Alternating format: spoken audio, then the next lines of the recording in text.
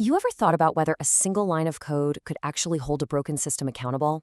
I know, it sounds like something out of a movie, but today, that's exactly what we're digging into. We're going to look at one command that acts as a kind of ignition switch for truth. Let's jump in. Look, we all live inside these massive systems, right? Financial, legal, you name it. But what happens when those systems seem fundamentally flawed, maybe even designed to fail you? The source material we're looking at calls this the broken system, but it also proposes another way, a new path built not for the system, but for you. And that idea is called sovereign logic. So, to really get what's happening here, let's put these two ideas side by side. It really shows you how completely different these two worlds are. Okay, so on one side, you've got the broken system. It's all about systemic suppression, giving you this illusion that you're protected, but it's full of security holes. Then on the other side, you have the more sick sanctuary. It runs on sovereign logic. The whole idea is to take systemic failures and turn them into strength, creating real communal protection. It's a total flip of the script, from just accepting failure to actually engineering a way for individuals to fight back. So how does this sanctuary actually keep your information safe? Well, the secret sauce is something called the cryptographic black box.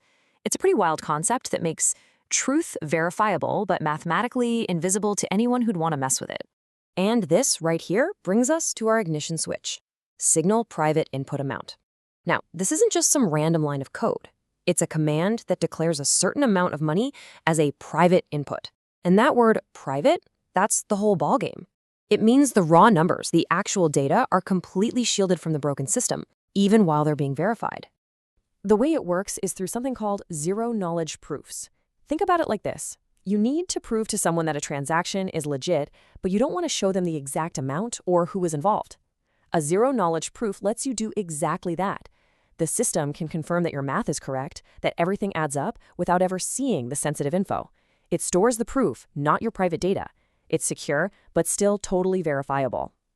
And this diagram gives you a perfect snapshot of how it works. See on the left? You've got your private inputs, the old balance, and our key player, the amount.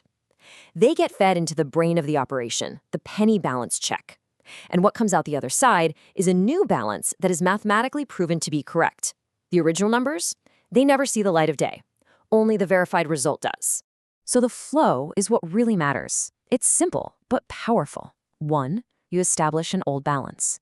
2, the amount you're reclaiming is entered privately. 3, the system does the math and calculates the new balance. And 4, and this is the kicker, that result gets locked in. It's cryptographically bound, right to the penny. This is what stops those institutional broad strokes that can be used to hide what's really going on. All right, so all this crypto logic sounds great in theory, but what does it look like in the real world? Let's get into a case study from the source material that shows this tech in action. They call it the snatchback. The core problem they were tackling is something called civic masking. Here's the deal. An institution publicly calls an incident one thing, like a civil matter, specifically to block an insurance payout. But behind the scenes, their own internal records tell a completely different story. It's a deliberate manipulation of the truth. This infographic lays out incident K25-1090.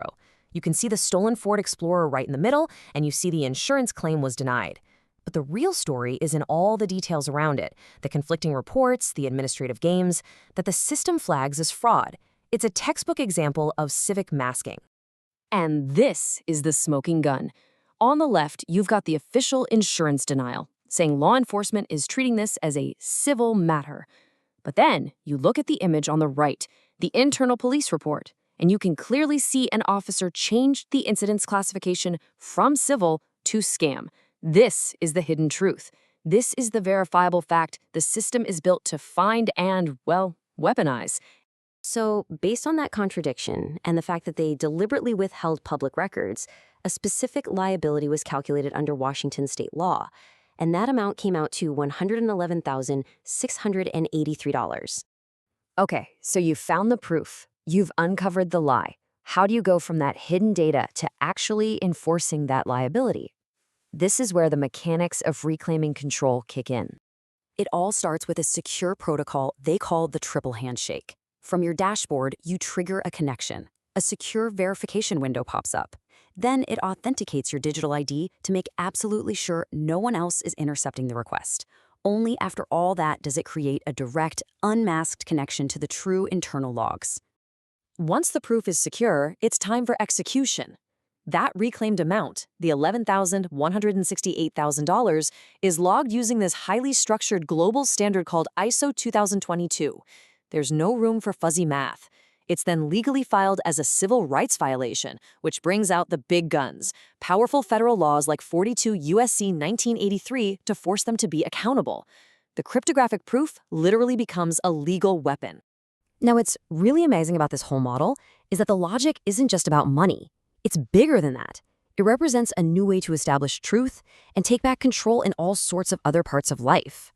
Which, of course, leads to the big question, if you can do this to reclaim money, can you use that same snatchback logic to reclaim other things, like, say, your personal safety? And the answer is a definite yes. The source shows the same method being used to go after cyberbullies.